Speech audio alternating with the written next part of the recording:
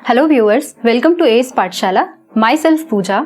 आज हम लोग पढ़ेंगे ब्लैक फंगस के बारे में, जिसको हम म्यूकोरमाइकोसिस भी बोलते हैं। बेसिकली अभी हम लोगों ने ऑफ लेट कोविड के बाद बहुत ज़्यादा सुना है म्यूकोरमाइकोसिस या ब्लैक फंगस के बारे में। क्या है ये डिजीज़, क्यों हो रही है लोगों को, इन सब चीज़ों की नॉलेज हमें नहीं है। बहुत सारे लोग हैं जो अलग अलग तरह की नॉलेजेस हमें सोशल मीडिया पे देते रहते हैं, और बहुत सारे वो जो नॉलेज हमें देने वाले लोग हैं वो बहुत ज़्यादा आइडेंटिफाइड लोग भी नहीं हैं, तो वी डोंट नो कि अगर वो इन्फॉर्मेशन सही है या नहीं है। So with that thought in my mind, मैंने सोचा कि मैं इस टॉपिक पे एक वीडियो बनाती हूँ ताकि मैं आप लोगों को एक सही इन्फॉर्मेशन प्रोवाइड कर सकूँ। माई सेल्फ पूजा, और मैंने अपनी ग्रेजुएशन, मास्टर्स, एमफिल और पीएचडी यूनिवर्सिटी ऑफ दिल्ली से की है, और मेरा फील्ड न्यूरो एंडोक्राइनोलॉजी है, जो कि जूलॉजी का ही एक सब फील्ड है। तो बेसिकली ये वीडियो, ये टॉपिक जो मैं लेकर आई हूँ आप लोगों के लिए, वो सिर्फ इसलिए है ताकि आपको इस टॉपिक के बारे में पूरी नॉलेज हो, ताकि आप एक पैनिक सिचुएशन ना क्रिएट करें, क्योंकि ये हर किसी को नहीं होता है। और इसके लिए मैंने ऑथेंटिक पेपर्स के लिंक्स भी अपने वीडियो के साथ नीचे डिस्क्रिप्शन बॉक्स में लगाया हुआ है। आप अगर और ज़्यादा इसके बारे में जानना चाहते हैं, इस पर्टिकुलर डिजीज़ के बारे में जानना चाहते हैं, तो आप उन रिसर्च आर्टिकल्स को पढ़ सकते हैं, जहाँ से आपको एक ऑथेंटिक नॉलेज मिलेगी, ताकि जो पैनिक सिचुएशन हमारी सोसाइटी में क्रिएट हो रही है वो ना हो, और आप हर किसी वीडियो पे बिलीव ऐसे ही ना करें। So let's begin.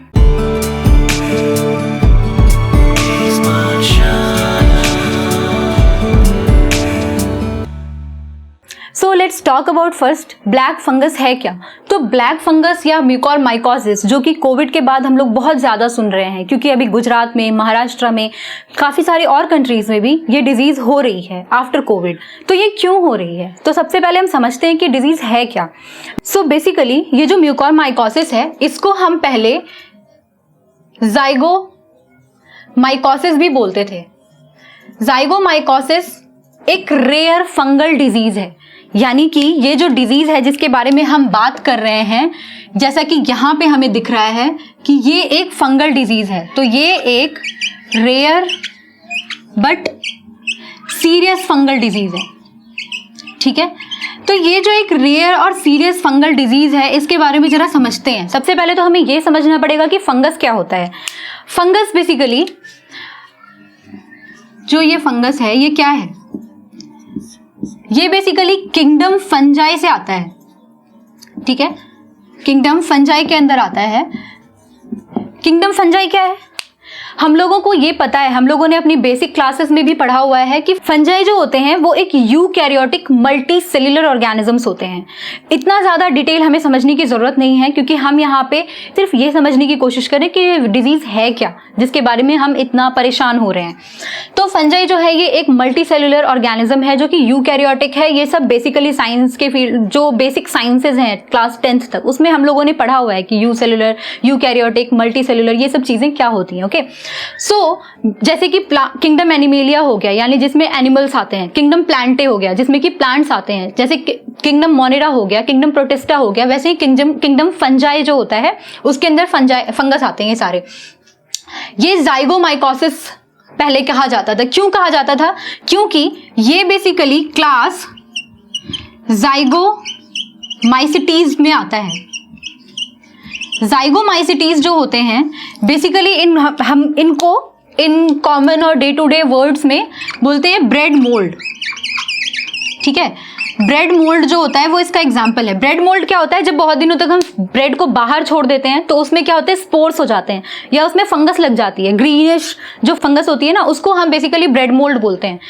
तो इट मीन्स कि ये जो ज़ाइगोमाइसिटीज है, या ये जो म्यूकोरमाइकोसिस कॉजिंग जो फंगल डिजीजेज हैं, ये हमारे डे टू डे इन्वायरमेंट में भी प्रेजेंट होते हैं। ऐसा नहीं है कि ये कोविड से कहीं से आ रहे हैं, ये ऑलरेडी प्रेजेंट हैं हमारे इन्वायरमेंट में। ये हर उस जगह पाया जाता है जहाँ पे सॉइल डिग्रेड हो रहा है, या जहाँ ऑर्गेनिक मैटर बहुत ज़्यादा डिग्रेड हो रहे हैं। जैसे कि ब्रेड ही बहुत दिनों तक अगर रखा है, उसमें ग्रीनिश एक लेयर बन गई, हमें उसको कभी नहीं खाना चाहिए, राइट। तो ये जो चीज़ें हैं ये वहीं से आ रही है, यानी ये डे टू डे नेचर में प्रेजेंट है। जैसे प्लांट्स में क्या होता है, से फॉर एग्जाम्पल कोई प्लांट है, इसको अगर जर्मिनेट करना है तो हमें क्या चाहिए होता है, सीड चाहिए होता है।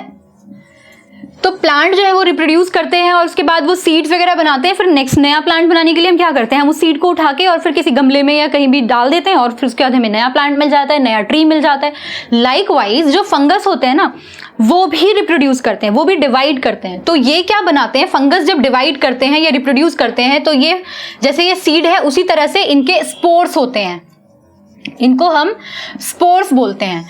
ये जो स्पोर्स होते हैं हम इनको जब इनहेल कर लेते हैं, यानी कि कहीं भी जहां नेचर में ये स्पोर्स प्रेजेंट होंगे, स्पोर्स क्या होते हैं, इतना विजिबल नहीं होते हैं। जैसे आप सीड को भी इतना ज्यादा जब पॉलिनेशन हो रही होती है, मतलब जैसे जब बहुत ज्यादा तेज हवा चल रही होती है तो सीड यहां से वहां डिस्पर्स करता है, वैसे ही स्पोर्स भी नेचर में प्रेजेंट होता है। तो जब नेचर में स्पोर प्रेजेंट है और हमने उसको इनहेल कर लिया तो क्या होगा, फंगस जाएगा और अंदर जाके कॉलोनाइज करेगा। इसको हम बोलते हैं कॉलोनाइजेशन, यानी कॉलोनी बनाना।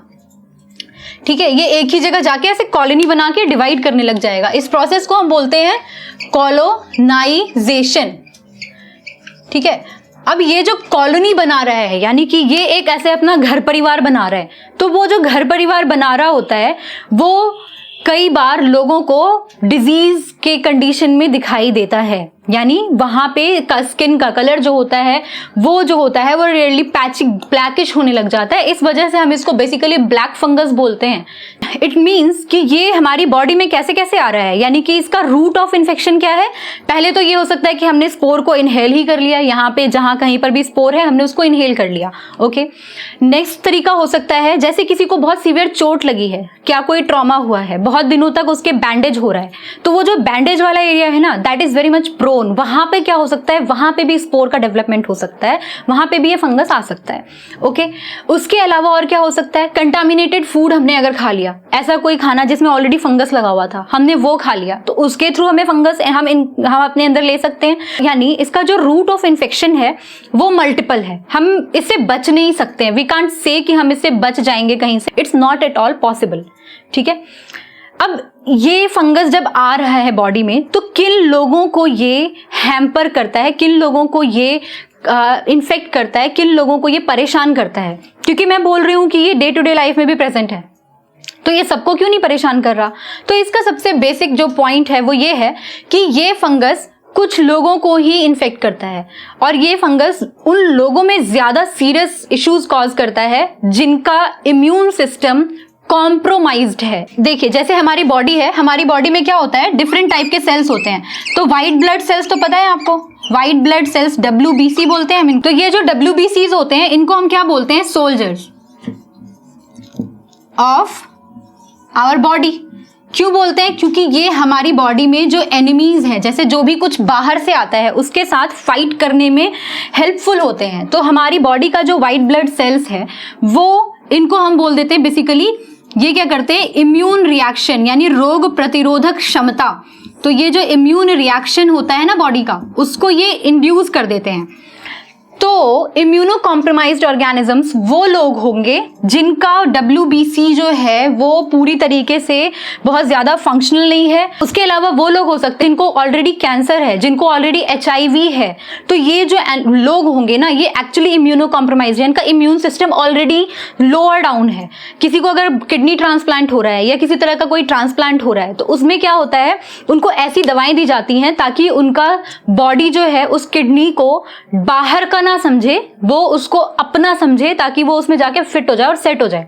यही होता है बेसिकली। मैं बहुत लेमैन वर्ड्स में आपको समझाने की कोशिश कर रही हूँ। तो वो जो इम्यूनो कॉम्प्रोमाइज्ड एनिमल्स हैं या लोग हैं, उनमें ये प्रॉब्लम होती है। दूसरी चीज, अब कोविड की सिचुएशन से कैसे कनेक्टेड है इसको जरा समझते हैं।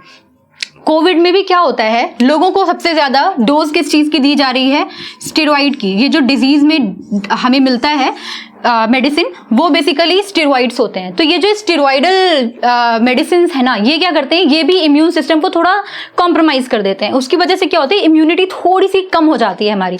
और जब हमारी इम्यूनिटी कम होती है तो हम बहुत प्रोन होते हैं किसी भी तरह का बैक्टीरियल, किसी भी तरह का फंगल इन्फेक्शन इंजेस्ट करने के लिए, क्योंकि वो बहुत फास्ट तरीके से उसमें स्प्रेड आउट हो सकता है। क्योंकि WBC वहां पे ठीक से काम नहीं कर रहे। आपका जो सोल्जर है वो ही थोड़ा स्लो है, वो थोड़ा लेजी हो गया है। उसके लेजी होने की वजह से क्या हो रहा है, आपकी बॉडी उस जो बाहर की यानी फॉरेन जो सब्सटेंस आ रहा है उसको ठीक से ट्रीट ना करके फाइट नहीं कर पा रही है, और इस वजह से क्या होता है, कोविड वाले जो पेशेंट्स हैं उनको ये थोड़ा ज्यादा हैम्पर करता है। प्लस जो मैंने बताया, जो भी लोग यानी जो भी लोग जिनमें इम्यूनो कॉम्प्रोमाइज सिचुएशन है और एटसेट्रा, जो भी अगर HIV है या फिर किसी तरह का ट्रांसप्लांट हुआ है, वो सारे ऑर्गेनिज्म, वो सारे लोग जो हैं उनमें इस डिजीज के होने के चांसेस ज्यादा होते हैं।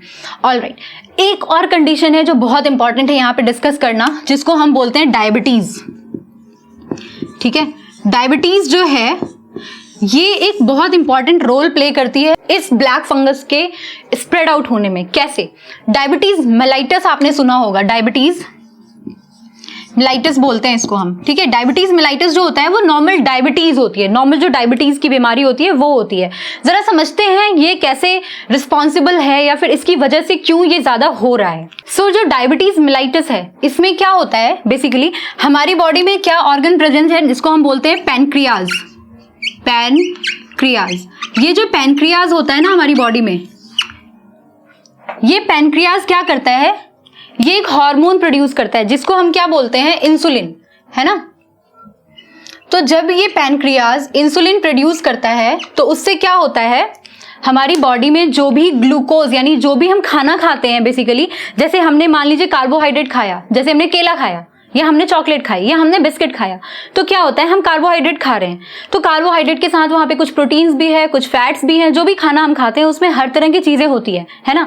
तो फैटी सब्सटेंस जो हम खाते हैं उसमें ये नहीं है कि उसमें कार्बोहाइड्रेट नहीं है, हर सब्सटेंस, हर जो फूड हम ले रहे होते हैं उसमें हर चीज का थोड़ा थोड़ा कॉम्बिनेशन होता है, डिपेंडिंग अपॉन कि हम उसमें क्या चीज ज्यादा है, हम उसको बोलते हैं कि ज्यादा फैटी फूड है, ये ज्यादा कार्बोहाइड्रेट वाला फूड है, एटसेट्रा।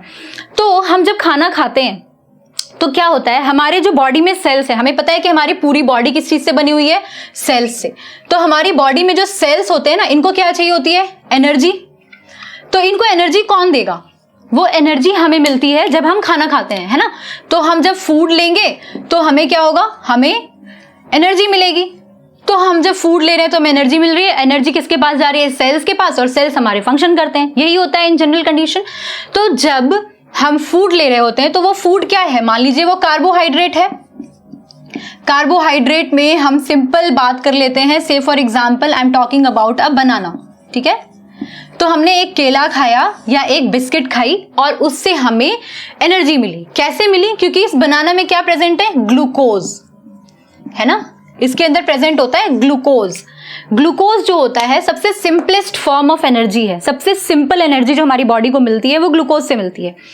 तो ये जो ग्लूकोज है ना, इसको अब हमने खाना खाया, हमारी डाइजेस्टिव सिस्टम में खाना गया, वहां से वो ब्लड के थ्रू ही तो बाकी सेल्स में जाएगा, क्योंकि खाना जब हमने खाया तो वो किस फॉर्म में जाएगा, ग्लूकोज जो है वो किस फॉर्म में जाएगा, कैसे जाएगा, हर एक सेल तक, पूरी बॉडी के सेल तक उसको पहुंचना है, ब्रेन तक भी, टोज तक भी, तो कैसे पहुंचेगा, वो ब्लड के थ्रू पहुंचेगा। तो जो ब्लड में ग्लूकोज प्रेजेंट होता है ना, वो हमारी बॉडी में तभी एब्जॉर्ब होता है जब वहां पे इंसुलिन होता है। इंसुलिन की प्रेजेंस में ये जो ग्लूकोज है हमारी बॉडी में क्या होगा, ये एब्जॉर्ब होगा। ठीक है, जब इंसुलिन प्रेजेंट है यानी इंसुलिन है तो ग्लूकोज क्या होगा, एब्जॉर्ब हो जाएगा बॉडी में, एब्जॉर्ब्ड इन बॉडी या सेल्स। ठीक है, अब जब डायबिटीज मेलाइटिस की कंडीशन आती है वहां पे क्या होता है, ये इंसुलिन का प्रोडक्शन जो होता है वो स्लो डाउन होता है या बंद हो जाता है। तो जब इंसुलिन कम रहेगा तो क्या होगा, सेल्स जो हैं ये वहां पे जो हमारा ग्लूकोज जो है वो कहाँ रह जाएगा, इज प्रेजेंट कहाँ पे रहेगा, इन ब्लड में ही रह जाएगा ना सिर्फ। तो जब ये ग्लूकोज ब्लड में ही रह गया और बॉडी के अंदर गया नहीं, सेल के अंदर गया नहीं, तो ये ब्लड में ग्लूकोज का लेवल बहुत हाई होने लग जाता है। तो सेल्स में क्या हो रहा है, सेल्स में ग्लूकोज का लेवल लो होने लग जा रहा है। तो ऐसी कंडीशन में जहां पे डायबिटीज मेलाइटिस है ऑलरेडी पेशेंट को, यानी उसका जो ब्लड का शुगर है वो हमेशा हाई है, वैसी कंडीशन में ये डिजीज होने के चांसेस बढ़ जाते हैं। क्यों? क्योंकि ये जो फंगस है ये क्या करता है, ये फंगस कार्बोहाइड्रेट रिच फूड पे ग्रो करता है। ये कॉलोनाइज वहां करेगा जहां ज्यादा अमाउंट ऑफ कार्बोहाइड्रेट है, कार्बोहाइड्रेट का लेवल बहुत हाई है। तो यानी जब डायबिटीज मेलाइटिस वाले पेशेंट के पास कार्बोहाइड्रेट बहुत ज्यादा है तो ये फंगस जाके वहां पे आराम से अपनी कॉलोनी बनाएगा और ये क्या करेगा, इनको ज्यादा चांसेस हैं इन्फेक्शन होने के। इसीलिए जो कोविड पेशेंट जिसमें ऑलरेडी कोमॉर्बिडिटीज होती हैं उनमें ज्यादा चांसेस होते हैं इस डिजीज के होने के। सो नेक्स्ट पॉइंट इज कि अब मान लीजिए ये डिजीज हो तो रही है, ठीक है, उसमें साइट ऑफ इन्फेक्शन क्या है, कहां कहां हो सकती है ये डिजीज। तो पहला होता है राइनो ऑर्बिटल सेरेब्रल म्यूकोरमाइकोसिस, यानी कि नाक से गया, यानी आपने उसको इनहेल किया और फिर नाक से होते हुए ये ऑर्बिटल यानी आईज वाले एरिया से होते हुए ये ब्रेन तक पहुंच जाएगा, सेंट्रल नर्वस सिस्टम तक। इसलिए इसका डिजीज का जो परसेंटेज है ना, सबसे ज्यादा हाईएस्ट परसेंटेज इसी टाइप के डिजीज का होता है जिसको राइनो ऑर्बिटल सेरेब्रल म्यूकोरमाइकोसिस बोलते हैं। इसमें सबसे ज्यादा 25 से 39% लोगों को होने के चांसेस होते हैं अगर ये स्पोर से गया है, और अगर वो बहुत हेल्दी इंडिविजुअल नहीं है तो ये हर किसी को नहीं होता है। माइंड इट गाइज कि ये हर किसी को कोविड के बाद नहीं होगा, it's not at all necessary. सिर्फ उन लोगों को होने के चांसेस हैं जिनके अंदर बहुत ज्यादा स्टेरॉइड दिया गया है, या बहुत लंबे समय तक जिन्होंने कोविड से फाइट किया है, या ऑलरेडी डायबिटीज है, या ऑलरेडी किसी तरह की प्रॉब्लम है, HIV है, या कोई तरह का ब्लड ट्रांसप्लांट या किडनी ट्रांसप्लांट वगैरह हुआ है उनका, ठीक है। पल्मोनरी यानी चेस्ट रिलेटेड, यानी लंग्स से रिलेटेड वाला जो अगर स्पोर गए और वो सीधा लंग्स में चले गए तो वो वाले चांसेस जो है 24 से 30% लोगों को है। क्यूटेनियस या सॉफ्ट टिश्यू, वही जो मैंने बताया था बैंडेज वगैरह के थ्रू जब या स्किन के थ्रू जो आता है उसके होने के चांसेस भी 19 to 26% है। गैस्ट्रोइंटेस्टाइनल यानी कि ये स्पोर जो है ये कहीं भी जा सकता है, आप समझ रहे हैं, गैस्ट्रोइंटेस्टाइनल यानी डाइजेस्टिव सिस्टम, समझ रहे हैं आप कि ये जरूरी नहीं है ये नाक से आपने इनहेल किया है, लेकिन उसके बाद होते हुए आंखों तक, सिर तक, पेट तक, लंग्स तक कहीं भी जा सकता है। तो उसके होने के चांसेस 2 to 11% है, बट बोन जॉइंट्स या हार्ट वगैरह में जाने के चांसेस के रेयर होते हैं। So depending upon these data हम ये कह सकते हैं कि इसके होने के चांसेस जो हैं पीपल में हैं तो सही, क्योंकि ये नॉर्मल कंडीशन में भी प्रेजेंट होता है। प्लस इसके होने के बाद जो सर्वाइवल का रेट है वो 50-50 हो जाता है। एटलीस्ट 46% to 50% लोगों की डेथ हो जाती है। क्यों हो जाएगी डेथ? जब उनको बहुत जल्दी इसका ट्रीटमेंट नहीं मिलेगा। तो अब ट्रीटमेंट होने से पहले क्या करना पड़ेगा? ट्रीटमेंट होने से पहले they must know the symptoms कि क्या क्या होता है जब ये डिजीज होती है। ये जब डिजीज अगर होती है किसी को तो आफ्टर कोविड अगर आपको बहुत ज्यादा फील हो रहा है कि आपको हेडेक है या बहुत ज्यादा फीवर है जो अभी भी नहीं खत्म हो रहा है, या फिर स्वेलिंग हो रही है आपके आईज के एरिया में या नेजल एरियाज में, या आपको बहुत ज्यादा ऐसा पूरे टाइम ब्रेथलेसनेस महसूस हो रही है, तो ये सब कुछ सिंपल सिम्टम्स होते हैं इसके जो हमें इग्नोर नहीं करने चाहिए even after recovering from Covid, ठीक है। ऐसी सिनारियों में 2 से 6 दिन का टाइम बहुत लंबा टाइम होता है। अगर 2 दिन के से लेकर 6 दिन के अंदर ये ट्रीटमेंट नहीं मिली तो मरीज की डेथ हो जाती है। इसमें बहुत ज्यादा टाइम नहीं मिलता क्योंकि ये फंजाई है, बहुत फास्ट ग्रो करते हैं, ये इनमें रिप्रोडक्शन बहुत फास्ट होता है जिसकी वजह से बहुत फास्ट कॉलोनी बनाते हैं और बहुत फास्ट सारा टिश्यू खराब कर देते हैं। इसका लेवल इतना इस हद तक खराब होता है, आप समझ सकते हैं कि इसका राइनो ऑर्बिटल वाला जो सिनेरियो है ना, अगर ये आईज के एरिया में स्प्रेड हो गया तो वहां आईज को निकालने के अलावा कोई और चारा नहीं होता। तो इट मीन्स कि we should take care of all these things seriously, but panic होने की जरूरत नहीं है, ये हर किसी को नहीं होता है। तो इन दैट सिनेरियो हमें सबसे पहले क्या करना चाहिए? जो इसके जो टेस्ट होते हैं ये ऑब्वियसली आपको डॉक्टर्स ही सजेस्ट कर सकते हैं depending upon the symptoms and sign कि किस तरह के सिम्टम्स आ रहे हैं डिजीज के। तो इसके कुछ टेस्ट होते हैं जो टेस्ट करवाए जाते हैं, उसके बाद आपको कुछ मेडिसिन प्रोवाइड की जाती है। जो सबसे ज्यादा दी जाने वाली मेडिसिन है भी है वो है एम्फोटेरेसिन, ठीक है। तो ये मेडिसिन आप बिना डॉक्टर के प्रिस्क्रिप्शन के नहीं ले सकते हैं। वैसे ये मेडिसिन ही अभी तक की जो भी पब्लिश्ड डेटा है, जो भी पब्लिश्ड रिसर्च आर्टिकल्स है, उसमें यही वाली मेडिसिन को कारगर देखा गया है ना।